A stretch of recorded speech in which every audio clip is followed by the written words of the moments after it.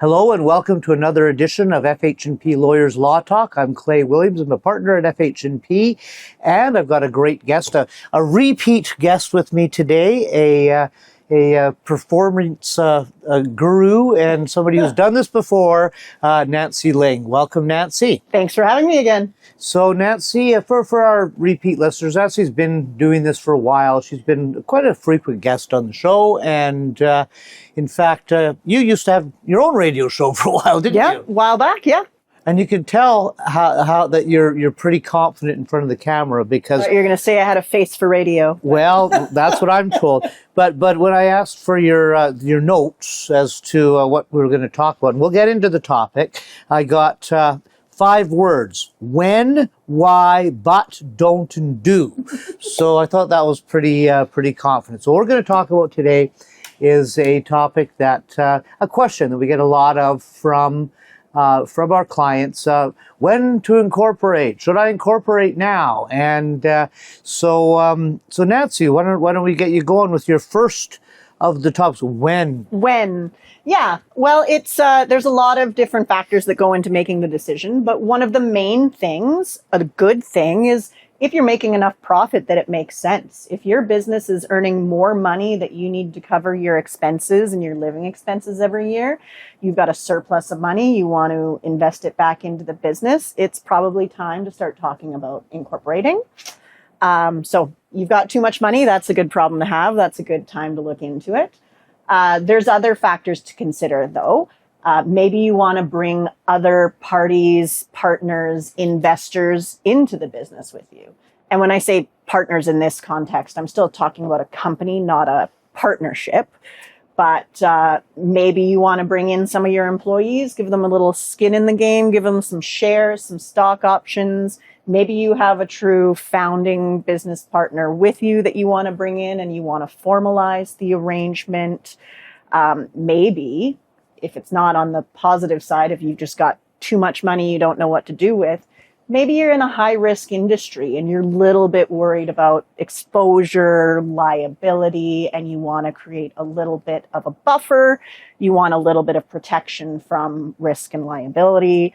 So that might be a good time to consider incorporating as well. Yeah, I always told my clients, if you've got, if there's money, it's probably a good time to look into that because there are still some tax advantages to incorporating. And so that's always good to look at. And liability, liability is, and I think you're going to talk a little bit in one of your 5-word headings here about how that's been eroded. But liability has historically been one of the reasons to incorporate, and because an incorporation is an artificial legal entity, and it's the corporation that takes the contract. It's the corporation that presumably takes the lawsuits. The company is a separate person. It becomes its own taxpayer. If a customer is dealing with the company and they have an issue with the company, their remedies, their recourses are with the company. And you yourself as a personal individual or even as a shareholder, you're not necessarily liable for the actions of the company. It's a little bit different for directors. If you are the directing mind of the company and you're going off script, you're committing fraud and all these crimes, that's not going to insulate you from too many things. But you're not going to do that. Our listeners, our clients, that's not exactly. A consideration. So, but one of the things I wanted to talk about too is with respect to the liability is a very common, a very common structure that I see is actually 2 companies. Yeah. And that gives you an additional buffer of liability. Yeah. So again, the problem with having too much money, if you're making a lot of profit and you're leaving all of that money in your operating company and something goes wrong, we don't have control over all the outside factors, and maybe your company is opened up to a lawsuit. If that company is sitting on $1 million cash and they sue you for $1 million cash, that company's got to pay $1 million cash if it's a successful lawsuit. Oh, sure. There's lots of companies that keep the operator quite lean and everything's into the holdco. So that's one of the things. Now, what about privacy? Privacy, I think, used to be bigger than it is but because of some of the more recent things that have happened, it's less. But they're still there. Yeah, there were a lot of people that, obviously, as you still should, you're going to spend some time and thought into creating your image, your brand, your name, and all of that. But they wanted that brand and the company to be the forefront in the public eye, and people wouldn't necessarily know who the shareholders, who the directors and officers are. We do have a corporate registry where it's public filings who the directors of a company are. Directors and officers. Directors and officers, if you have officers. Yeah. Your shareholders are or were private before. That used to be a great benefit of a corporation. We called it the corporate veil. Our current government is very concerned about the transactions that happen in the shadows and how they're affecting our land title market and our business market. And so they've created all these transparency obligations. So there are now requirements on the corporate end and on real estate end to disclose your shareholders now. So, but to everybody? No, not necessarily. So there is a public registry that we call the Landowner Transparency Registry. So if your company is buying land now, you have to disclose certain interest holders. So if they've got a certain threshold, I'd have to look this up again. I think it's over 10% interest in the value or vote. Oh, it's way more complicated than that. Indirect. It's if they control the company. You have to disclose them and where they reside. So if you think you're dealing with the local mom and pop and you do they own their building and you do a search in the Landowner Transparency Registry and see that it's Igor from Russia who is an interest holder, you might not be dealing with the local entity. But shareholding still isn't publicly available. Yeah. It is in some jurisdictions. I think Alberta is, doesn't it? Oh, is it? Oh, yes, When you because when do you a do a corporate search, you and there's see the your shareholders right on there, shareholders, but it's not necessarily public information as to who owns the company. So there's maybe some benefit there, to some people. But yeah, it's certainly not like it used to be. I mean, everybody's read the spy novels, where there's a company that's owned by another company and a trust, and a lot of that's been eroded. Well, there's more transparency obligations for Canada Revenue in any kind of trust arrangement. Now you have to disclose again the human beings. So you've got to delve down through all your holding companies until you get to a human being. And if we're doing a trust filing, you're having to disclose those human beings as well. So with some businesses, you'll see different structures that involve partnerships and companies and whatever. You still got to drill down to the human being if you've got a trust agreement in there anywhere. So we don't have the full corporate veil that we used to, but there is still some liability protection. There is still There's some a lot of liability privacy protection, except for if you're going in and getting supplies from a vendor, they're going to want you to personally guarantee, or a mortgage company's going to want to personally guarantee. But there's still a lot of liability protection if you are entering into a contract with somebody, another entity, and it's just a company. It's a separate entry. If I agree to do something, they can't sue Clay for doing it. It's the same thing. Just imagine me as the company, Clay as the shareholder. Not supposed to. The one thing we always tell our clients is anybody can sue anybody for anything, even if you're going to lose. But it gives you a good defense for sure. Yeah, exactly. We've had luck before when they named the individual human client in a lawsuit that should have named the company, and there's no good reason to attach the human, and we get the human taken off the lawsuit. It takes a little bit of effort. See it all the time, but usually you'd be successful there. So. Anything else we got? Tax on the liability. Yeah. A lot of times it's the accountant that's reaching out to me saying, I've told my client we just did the financial year end. It's time for them to incorporate. So a lot of it is a financial decision, but sometimes it's a good decision from the get-go. If you know you're going to start groundbreaking business, you want to bring in a lot of investors at the ground floor, you want to have different classes of shares for different investors, and you're going to build up your empire and you need to start your branding on day one, we might want to talk about incorporating on day one. So if you've got that golden idea, you'll want to call us to incorporate. Yeah, well, incorporating almost seems to imply the idea of being associated with other people. You know? And that's, I think it's a great structure. It's been around forever. It's almost something that is expected in the business world nowadays, you know, and and it's cheaper, you know. Every now and then we end up doing kind of these more exotic partnerships and those type of things, but you do less of them. So I find them there can be a little more expensive. A lot of flexibility with a company. Yeah. And again, we covered multiple reasons. Too much money, you've got that brilliant idea, you want to protect yourself from risk. Anytime your accountant's too much money, but you've got some money. We want to see if there's a way to protect some of that money. Yeah. So. And then another big thing, this is in my why column, but succession planning. So companies are technically immortal. You, unfortunately, are going to die. Everybody does, but companies don't. If you want to build something to pass on to the next generation, to pass on to your employees, to pass on as your legacy, you might want to incorporate, and then you can build a succession plan around it. You can bring employees on as shareholders over time. You can do stock option agreements. You can do, if you're bringing on multiple partners of different ages, you might have an agreement between you and your business partners, a shareholders agreement, where you set out what happens if somebody wants to retire, somebody gets sick, loses their marbles, dies.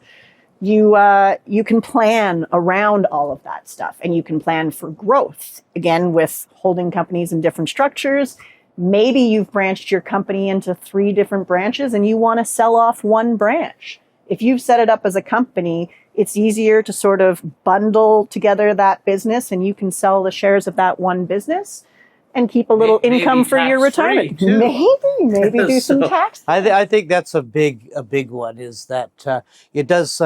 Our tax code does seem to reward somebody for incorporating their business and selling their shares, as long as they meet certain criteria. You don't pay tax on it. It's pretty good. It can surprisingly be a little bit trickier to leave it to your kids. Sometimes it's just easier to sell it. But if your kids are even interested in your business. Kind of one of the things we do all the time, though, you know, is deal with that kind of stuff. Okay, well, let's move on to but. But? Okay. So we've talked a little bit about this. You mentioned you'll incorporate, but a lot of the third parties that deal with companies have wised up to these protections and have found loopholes, ways around it. Mm-hmm. We talked about our government piercing into the transparency a little bit, but banks are a big one. So you start your business, you go to get your operating line of credit. It should really just be the company that's on the hook for that loan. But the bank knows you've got a holding company and you've got these protections. So they're going to want your principal, your big man on campus, to sign a personal guarantee. So that if the company is saying, I don't have enough money in the company to pay back this loan, they're going to go after whoever does have the money. So if you as a human sign a personal guarantee for your company, then you've also agreed to be responsible for the loan as well as the company. And they don't have to exhaust their recourses against the company before they go to collect from you. Yeah, it's not an old-fashioned guarantee. It's more of a covenant now. So they're pretty smart in their wording. They've done it for a long time. Yeah, so most banks, especially if it's a startup, you're brand new, you don't have a long history of financial records, they're going to want a personal guarantee. And especially if they see your financial records, you know, you're making billions of dollars a year, but there's only 20 grand in the bank for some reason, they're going to want a personal guarantee as well. Leases, so especially when you're new. Yeah. Same thing. Your company goes to lease a space. They've got a shell company that wants to be the tenant. The landlords, the sophisticated landlords, are going to ask for an individual, a human, to guarantee the lease. So again, that is part of the but. Yes, the company gives you protection, but your banks, your landlords are going to go around that company and still ask for you to back up the company with a personal guarantee. The other part is we talked about it being its own entity. It's its own taxpayer. You're going to have to file taxes every year. And if you've got a complex structure, you're usually going to have to hire an accountant to file those taxes. So there's professional fees. As I'm going to say, you should be hiring a lawyer to help you with all the proper corporate filings. So you're going to pay professional fees, lawyers' fees, and accounting fees each year. So you're maintaining a separate entity. There's going to be additional costs for that. So that's something to consider. And then when we talk about protection from liability, professionals don't necessarily benefit from that. So as a doctor, as a lawyer, you're not going to get around professional negligence by saying, it wasn't me that cut off the wrong leg, it was my medical corporation. So you're not necessarily going to be protected in all scenarios if you are a professional, because that always lands back on the individual. So yeah, it gives you protection, but there's some ways that you yourself can voluntarily give up that protection because you need something in exchange. So you need that loan, you need that lease. You're going to have to voluntarily agree to back up the company, put your own money on the line. You know, I think we've incorporated personally, and you know, at first there's a big learning experience for those people that are listening, but at the end of the day, it does seem to smooth out things. It smooths out your income. You know, you can pay yourself as an employee, you can pay yourself dividends, and you can leave some money in for the hard times, or you know, for tax planning, or you know, planning down the road. So, but I just paid FH&P for my annual maintenance for my company, so I've got some additional costs, and I pay my accountants to file the tax return every year. Yeah, well, so that's the downside. That's the but. Yeah, and I think we actually we have to pay the entire CPP if we're the employee of our own company too. Right. So there's some other things as well. But as a whole, I found it to be a positive experience. So. Exactly. Okay, well, let's move on to don't. So in this age of AI, all the information is at your fingertips. There are so many websites and tools out there that tell you that you can self-incorporate, you can set it up by yourself. My big thing would be to say, don't. I've never seen it done properly by software or AI that wasn't used with the advice of a professional. There's a lot that goes into it. It may seem simple, even if you're just setting up a company for you and your spouse or you and your one business partner. You've got to do all of the paperwork and steps that you would if you had a company with 1,000 shareholders. Well, just let me break in there, because you actually don't to incorporate. And, you know, we do something called the post-incorporation. Yes. But you can just go online and incorporate. Yeah. And what I tell people when they come to see me, I say, well, you can do that, but we're going to get you at some point. You know, lawyers are going to get you in the beginning, or when something happens and you're bringing on a partner, you're buying land, or you're going to the bank, you're going to have to come back, or you're going to have to do it all anyway. Yeah, because what I see most people do is, if they reserve a name, great, that's an extra step. They reserve their name and then they fill out the form to incorporate. They usually forget to issue any shares. Yeah, I've never seen a person do it other. They go around and say, well, I own all of the shares in the company. They've got no proof. They never issued any shares. They don't have a record of the shareholders, the Central Security Register. They don't have the document where they actually asked for the shares, the subscription agreement, and they don't have the director of the company approving the issuance of the shares from Treasury. They don't have any evidence of how much they paid for that share, 1 cent per share or $1 per share. Mm-hmm. They don't have any evidence that they actually paid the company the money for the share. And that's just step one, issuing a share. So, oh, I know. I've had so many people come into the office with a shareholders dispute. They have a business partner and they're several years down the line and they've spent a lot of money in getting this business up and running. If they have a premises, a restaurant, they've spent money on fixturing and renovations. They've spent money on names and brands and business cards and signs and T-shirts. And then they have a fight over how to split the profits. And they say, well, we're 50-50. And he said, no, well, I put more money in, so I own 70%. And no, I own 99%. They can't prove it because they never issued shares. They were making assumptions. There's nothing in writing to prove who owns this. I thought I was a director. We see that almost every day. I mean, so don't do that. It doesn't really cost much from the lawyer's perspective to incorporate. Come to us. And then when you do eventually go to get a loan, or you make this big deal and you've got an investor, you made it on Dragon's Den, I don't know. You've got a big deal and they want to start doing due diligence on your company and they start asking for documents that don't exist. Yeah. They want to look at your corporate records. They want to see who your register of directors is. They want to see your register of shareholders, your transparency directory. You don't have any of that. So now you're calling a lawyer last minute because you don't want to lose out on this deal to put this stuff all together 5-10 years after the fact. You're going to spend more money to do that than doing it properly at the beginning and maintaining it properly. And sometimes by that time there are disputes, and that just, to me, that's totally unnecessary. Yeah. Let's talk about shareholders agreements. Yes. Yeah. So that's a really big deal. One of the good reasons for having a company is you've got multiple people that want to be involved in a business, but you should sit down at the beginning and talk about, how are you going to run this company together? How are you going to deal with profits? How are you going to deal with disputes? If you get something that you can't agree on, then you need a document that's going to be the framework for resolving that dispute. So what I always tell my clients is, ideally, we're going to spend the time to think through this at the beginning. And inevitably, I ask questions when drafting a shareholders agreement that the client has never thought of. Oh, what happens if your business partner dies? Do you want the shares to go to his not so bright child and now you're in business with the kid? Do you want to be in business with his spouse?